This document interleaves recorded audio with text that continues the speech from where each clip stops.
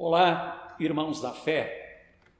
Nós estamos aqui na Igreja Evangélica Luterana Sião, aqui de Santo Ângelo, e toda quarta-feira queremos trazer uma reflexão da Escritura Sagrada e gostaríamos assim, os pastores, está aqui junto comigo o pastor estagiário, a fazermos uma reflexão para toda a congregação, englobando também todos os departamentos.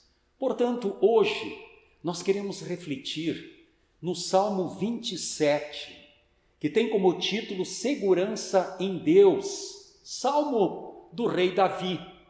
E queremos projetar esse estudo, está lá colocado, medo e proteção divina, vencendo o medo. Queremos partir então do Salmo 27 para uma pequena reflexão. Pastor estagiário, vamos cantar um hino, O Senhor é meu pastor, nada me faltará. Vamos lá, no violão. O Senhor é o meu pastor e nada me faltará. O Senhor é o meu pastor e nada me faltará. Ainda que eu ande pelo vale da sombra da morte, ainda que eu ande pelo vale da sombra da morte, nada temerei, nada temerei, nada temerei, nada temerei, nada temerei, nada temerei. O Senhor é o meu pastor e nada me faltará. O Senhor é o meu pastor e nada me faltará. Ainda que eu ande pelo vale da sombra da morte, ainda que eu ande pelo vale da sombra da morte, nada temerei, nada temerei, nada temerei, nada temerei, nada temerei, nada temerei.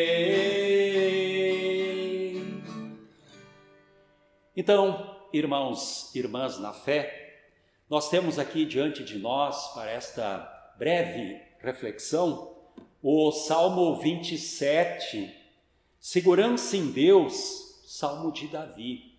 Palavras que dizem: O Senhor Deus é a minha luz e a minha salvação. De quem terei medo?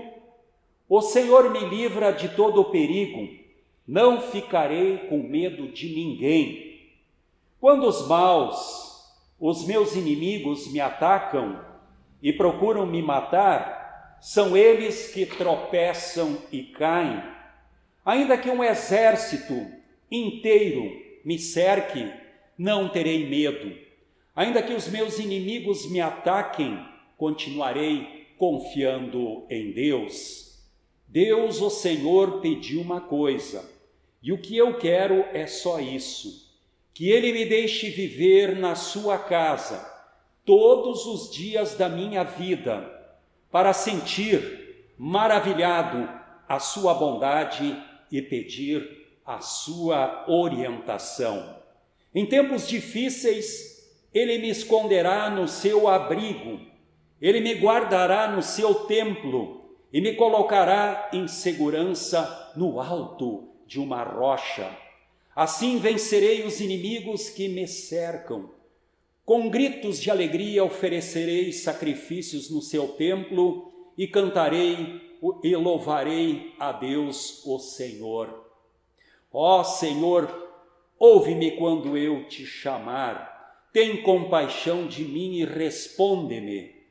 Tu disseste: venha me adorar. Eu respondo: eu irei te adorar, ó Senhor Deus. Não te escondas de mim, não fiques irado comigo, não rejeites este teu servo. Ó Deus, meu libertador, tu tens sido a minha ajuda. Não me deixes, não me abandones. Ainda que meu pai e a minha mãe me abandonem, o Senhor cuidará de mim. Ó Senhor Deus, ensina-me a fazer a tua vontade e guia-me por um caminho seguro, pois os meus inimigos são muitos. Não me entregues nas mãos desses inimigos, que dizem mentiras contra mim e me ameaçam com violência. Estou certo de que verei, ainda nesta vida, o Senhor Deus mostrar a sua bondade. Confie no Senhor, tenha fé e coragem, confie em Deus, o Senhor. Belíssimo salmo de Davi. Por isso colocamos aqui no painel medo e a proteção divina. O que seria da nossa vida se nós não tivéssemos proteção divina? Portanto, com este salmo belíssimo de Davi, Salmo 27, queremos destacar vencendo o medo. O Salmo 27, então, como já lemos, ele inicia dizendo: o Senhor Deus é a minha luz e a minha salvação, de quem terei medo? É uma pergunta. Nada poderá nos separar, como nós tão bem conhecemos, o apóstolo Paulo falou, do amor de Deus. O medo é resultado da natureza pecaminosa do homem. Já lá em Gênesis, nós conhecemos a história de Adão e Eva. O medo, segundo o relato de Gênesis, é produto do pecado, ou melhor, da perda da comunhão com Deus. O medo cessa quando o cristão está na relação certa com o seu Criador. Nossos 3 freios, é muito interessante o que vai ser dito agora. Quando Adão e Eva estavam no paraíso, antes do pecado entrar no mundo, não existiam esses 3 freios, não existia medo, nem vergonha e nem culpa.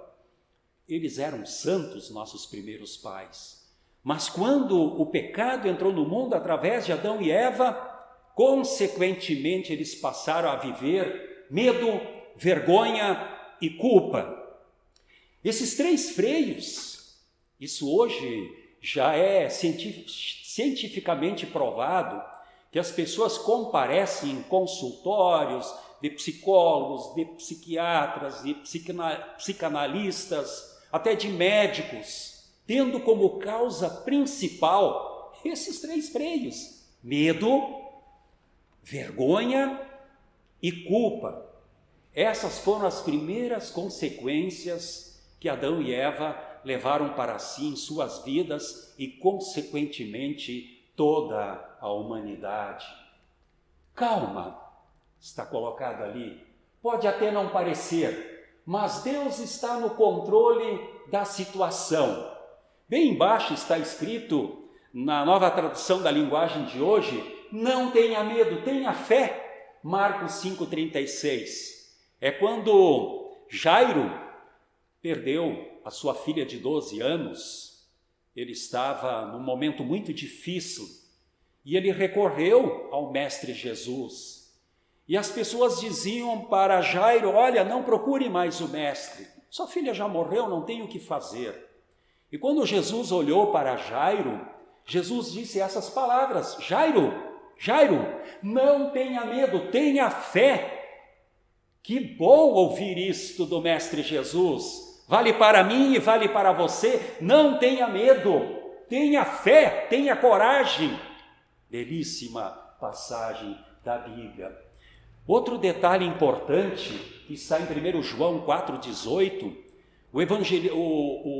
o autor desta carta, João, diz o seguinte: no amor não há medo. O amor que é totalmente verdadeiro afasta o medo. No amor há uma perfeição. Por isso, quando fala aqui amor, nós precisamos interpretar de acordo com a linguagem bíblica. O amor que se chama agape é um amor puro, é um amor santo, é um amor que vem de Deus. Os gregos na época falavam do amor filia, do amor eros, sentimento, paixão, afeição, mas este amor de Deus, ele é perfeito, perfeito, ele é o ágape, aquele que vem a nós e tira de nós o medo de tantas coisas na nossa vida. Isaías, Antigo Testamento, no capítulo 41, no versículo 10, nos encoraja dizendo o seguinte: não fiquem com medo, pois eu estou com vocês. Não se apavorem, pois eu sou o seu Deus. Eu lhes dou forças e os ajudo. Eu os protejo com a minha mão forte. São palavras fortes o que o profeta Isaías nos traz aqui. Em Daniel, no livro de Daniel, capítulo 10, versículo 12, o anjo do Senhor encoraja Daniel. Ele estava bastante desanimado, estava com medo, estava desacorçoado, mas ele orou a Deus. Aí o anjo veio e falou para Daniel: não fique com medo, Daniel, pois Deus ouviu a sua oração desde a primeira vez que você se humilhou na presença dele a fim de ganhar sabedoria. Eu vim em resposta à sua oração. Irmãos e irmãs, oração não é algo mágico, não é algo que parte de mim. A oração é uma íntima comunhão com Deus.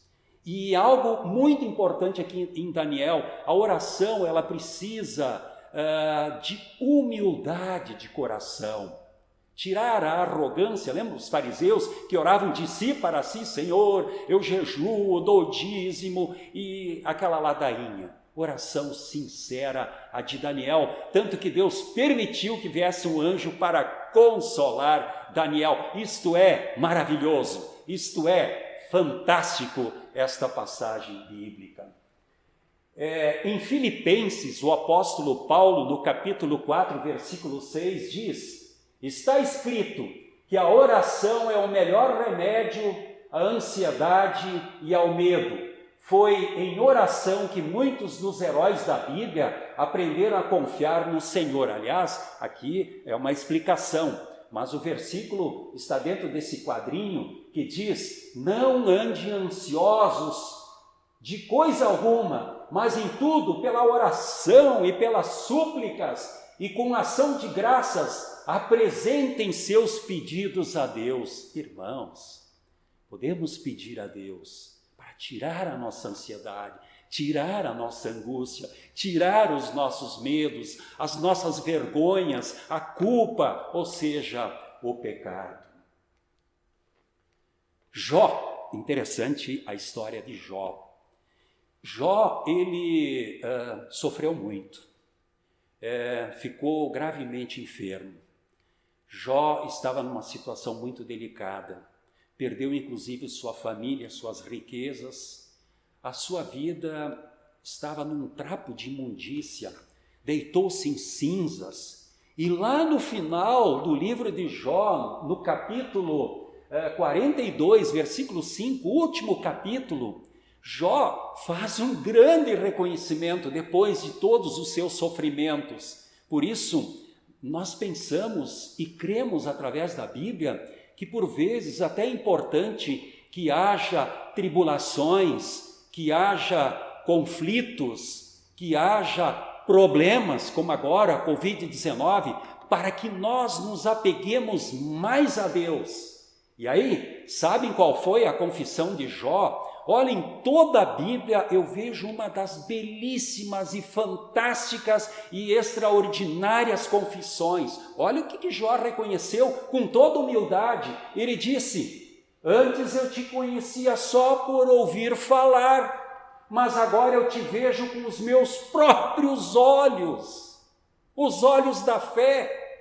Talvez quantas vezes oramos, lemos a Bíblia, vamos ao culto e ouvimos só por ouvir falar, mas é importante que nós tenhamos uma comunhão íntima com nosso Deus Criador e mantenedor de todas as coisas. Jó, ele recobrou a sua família, ele recobrou os seus bens, ele teve uma idade mais de 120 anos, foi até a velhice, ele teve a oportunidade de ver os seus netos e bisnetos.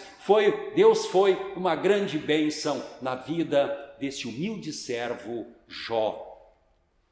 Filipenses 4, 6 e 7 são palavras extraordinárias e profundas também do apóstolo Paulo, inspirado pelo Espírito Santo. Ele diz: não se preocupem com nada, mas em todas as orações peçam a Deus o que vocês precisam e orem sempre com o coração agradecido. E a paz de Deus, que ninguém consegue entender, guardará o coração e a mente de vocês, pois vocês estão unidos com Cristo Jesus. Eu repito de novo, vocês estão unidos com Cristo Jesus. Na Almeida vai dizer assim: nós temos a mente de Cristo. Isso é um mistério, é um grande mistério. A exemplo da Santa Ceia, do batismo, Santa Ceia onde comemos o pão e recebemos o corpo de Cristo, tomamos o vinho e recebemos o sangue de Cristo, essa consubstanciação dos 4 elementos, isso é um mistério. Agora, ter a mente de Cristo, pensar como Cristo, isso é um grande presente que nós recebemos em nossa vida. Olha só, quem pode conhecer a mente do Senhor? Quem é capaz de lhe dar conselhos? Mas nós pensamos como Cristo pensa. 1 Coríntios 2,16, ou na Almeida, ter a mente de Cristo. Queria mostrar aqui uma coisa interessante. Vocês estão vendo lá uma mãe com seu pequeno bebê, há uma relação simbiótica, mãe e filho, uma simbiose. Então, ter a mente de Cristo não exige sacrifício nosso, pelo contrário, é um prazer para nós, pois isto se adquire tendo intimidade com o Senhor, e esta intimidade vem através da nossa entrega total às coisas de Deus. E eu coloco aqui esta figura simbiótica de uma mãe com seu filho. Essa palavra simbiose, que vem do grego sim, com, junto, mais bios que é vida. Um bebê pequeno, tenra idade, não sabe que ela é um ser e a mãe é outro ser. O bebê acha que a mãe é ela própria, é uma coisa só. Por isso, afetivamente, mesmo que ela ainda não tenha o juízo, ela sente isso, que a mãe é ela. E ela é a mãe. Tanto é que depois a gente percebe, o bebê vai crescendo e quando a mãe se separa, a criança chora de fome também dessa falta desse pedaço que ela percebe que é ela própria. Talvez até a mãe tem esse laço simbiótico, claro que tem, e talvez até existem várias teorias. Quando depois do parto, depois da gestação e o parto, por vezes existem mães que sofrem depressão, talvez também sente esta separação que no ventre não havia. Não? Existem várias teorias, quem sabe essa separação simbiótica faz com que algumas mães sofram bastante até que venham novamente a recobrar a sua saúde mental. O conceito de simbiose, só queria exemplificar aqui, é uma metáfora biológica que usamos na psicologia para descrever a situação de dependência emocional entre os indivíduos. E nós temos uma simbiose com Jesus Cristo, nós temos a mente de Cristo, nós pensamos com Cristo. Isso não é racional, isso excede todo o humano entendimento, isso é consolador, isto é muito bom. Assim nós podemos até estar nesse período já mais de 4 meses, não com medo, não simplesmente viver aflitos, mas ter a mente de Cristo e vivermos na fé cristã de forma mais tranquila, mais ordeira. Ter a mente de Cristo é pensar como Jesus pensava. Jesus pensava só na palavra ele vivia, pensava e agia de acordo com a palavra de Deus. É fazer a vontade de Deus, é ser iluminado pela palavra de Deus. Devemos confiar no Senhor. 1 Pedro 5,7 é muito fantástico o que ali está escrito. Entreguem todas as suas preocupações a Deus, pois Ele cuida de vocês. Ele cuida de vocês. Ele cuida de nós. Efetivamente, Ele cuida de nós. Está escrito na palavra e podemos confiar que isto é absolutamente verdadeiro. Indo para o final, não fomos feitos para viver enclausurados, com medo das circunstâncias ou das pessoas. Somos projeto de Deus e Ele nos fez equipados com todos os recursos para vivermos uma vida feliz, não uma vida atormentada. Claro que por vezes, como nós vimos bem no início do estudo, que entrou no mundo, quando entrou o pecado no mundo, entrou o medo, entrou a vergonha, tudo isso, né, na nossa vida pode nos atormentar, mas se nós tivermos a mente de Cristo, pode ser um processo mais lento, mas paulatinamente nós vamos dando lugar à mente de Cristo em nossa vida espiritual. No mundo vocês vão sofrer, mas tenham coragem, eu venci o mundo. No mundo vocês vão sofrer aflições, mas tende coragem. Jesus disse, eu venci o mundo. Jesus derrotou a morte. Jesus derrotou o pecado na cruz do Calvário. Quem crer e confia nele será salvo e terá a sua verdadeira paz. Eu quero terminar aqui, é muito interessante, eu não vou ler o texto, eu ia ler, mas no momento em que os discípulos estavam bem no meio do mar da Galileia e Jesus subiu ao monte a orar a seu Pai, e lá pelas 3, 4, 5 horas da manhã, Jesus foi caminhando em cima das águas. Os discípulos se assustaram, acharam que era um fantasma. Aí Pedro disse, se és tu mesmo, mestre, faça que eu possa ir pela água caminhando a teu encontro. E Jesus disse, venha Pedro. E Pedro foi, conseguiu caminhar um pouco. Mas como o vento era muito forte lá no meio do lago, começou o vento a soprar, Pedro começou a sentir medo e começou a afundar e gritou, socorro, Jesus! E Jesus o socorreu. O que eu quero dizer com isso? Claro que Jesus também está na vida de quem está com medo, que está desesperado.